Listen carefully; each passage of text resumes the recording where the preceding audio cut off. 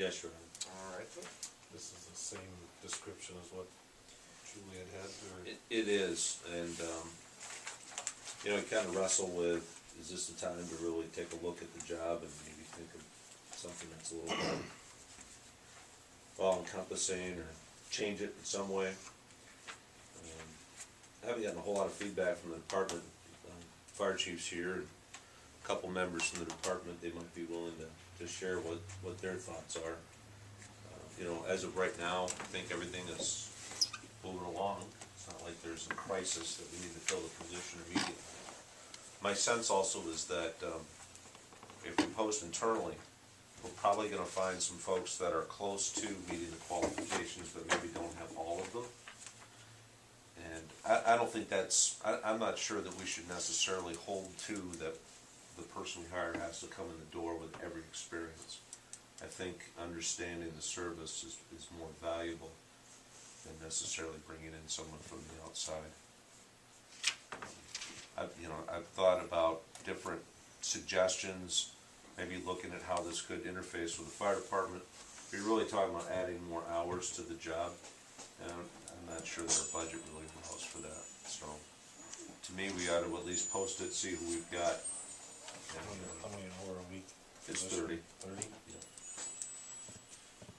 You guys got anything to add, Paul or Kurt? I think what he just said sounds good, because, everything's taken care of at the fire department the way it is right now. Yeah. We wanna keep the Which we don't plants have any, running up the we way don't it have is. a budget that we can afford to hire somebody for 10 hours. So we would have to allocate additional funding from our budget, and I'm not sure that it would be worth, we wouldn't have the bang for the buck, so to speak. The way this position, like you were saying, the way this position opening reads, it says that the person should possess or have the ability to obtain Right. certification. And anybody who is an EMT would have the ability to obtain the further certification. They might not have it, but they could certainly get it. And they very well may bring other skill sets to the job that I think are worth understanding and weighing in as we would go forward. But we don't know who we've got interested in until we post it. I have been approached by one member, so I just told her when the job gets posted, she should apply, and we'll go from there.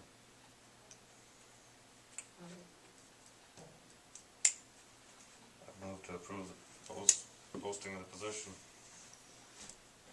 So what is this position? Motion, do I got a second? Sorry, Roger. Got a motion, do I have a second? I'll second that. Motion by Mr. Hansi, second by Mr. Dahl. Go ahead, Roger, please. So what does this position consist of? Is it a position that could be handled from City Hall? No. No. City Hall do any of the work now for it? We've always done the billing through here, always. So that's not anything different. They give you the run sheets, and they tabulate it so that we can input it for the billing. Julianne, I think, is doing most of that now. And then if there's a question about it, then you have somebody you call down at the service and say, what does this mean? And they can kind of work that out. How many, excuse me, how many hours is this based on? 30. 30 a week. 30 hours a week? The job also, in talking to Julie, it's filling those daytime hours right now that are pretty difficult to have somebody. And so when she was here, and although her hours started to fluctuate as well towards the end because of other responsibilities she had in her other career, I think we would want to really make sure that the person we bring in is going to cover those daytime hours. But they could go on 3-4 calls a day sometimes. Yeah. Some are transfers, but it's still a call. You're still out, you know. We don't have transfers anymore on our paperwork. Well, whatever you call them.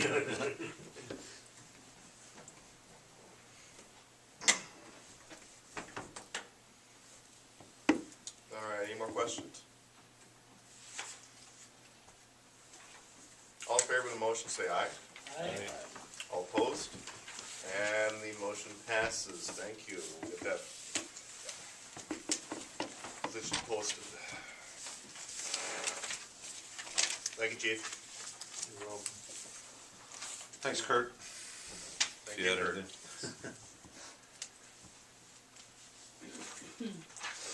And one thing to add, I think Rushford area is very blessed and happy with the ambulance service we have here. Fire department, of course, too, but the ambulance service, we got it pretty good here. And we don't want to turn into problems other communities have. No, and in fact, some of those other communities are reaching out to us to look about expanding our reach. So that's gonna be an issue that we're gonna have to confront one way or the other. You know, do we want to take on the added responsibility of another service? Or if that other service goes away, then the state is just gonna redraw our lines and we're gonna have a much further area to cover anyways. So there's some challenges, certainly there's some challenges ahead. But they've always been there for rural emergency services. And I know that the folks on that service on our service will figure out the best way to deal with it. That being mill rate funded, how much input do the townships or the outlying areas, have in this decision? I don't know, cause this is the first time this has come up. So Kathy, do you have any, are they involved in the hiring process or? No, they contract for service, so, and this is a city employee. Right, that's what I thought, so. So they're just contracting for the service, they pay per capita. So how far does it go out now? It's basically the same as what the fire department is, basically. There's 10 townships that you contract with. Peterson and the village, and then 8 other townships. Depends on the direction we're going, Roger. It can change from 10 to, up to 20 miles in some flats. It's not a perfect circle. The state sets boundaries for the fire departments, right? And they do Yep. the same for the ambulances too. So now you said they're talking about expanding the area?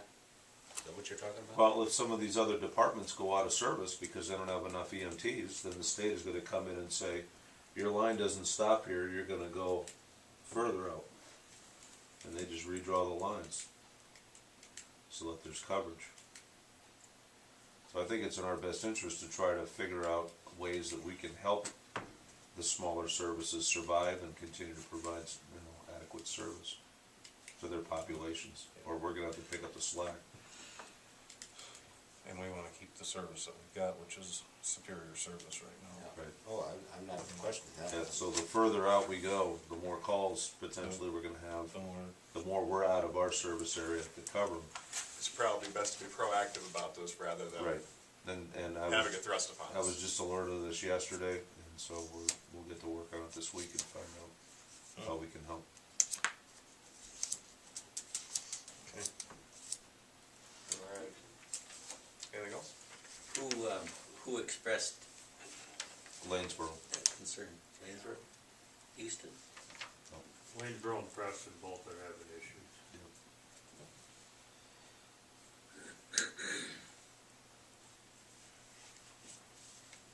The same thing happened, Wyckoff lost their service. Chatfield and Spring Valley and other communities around there had to pick up their service territory. So.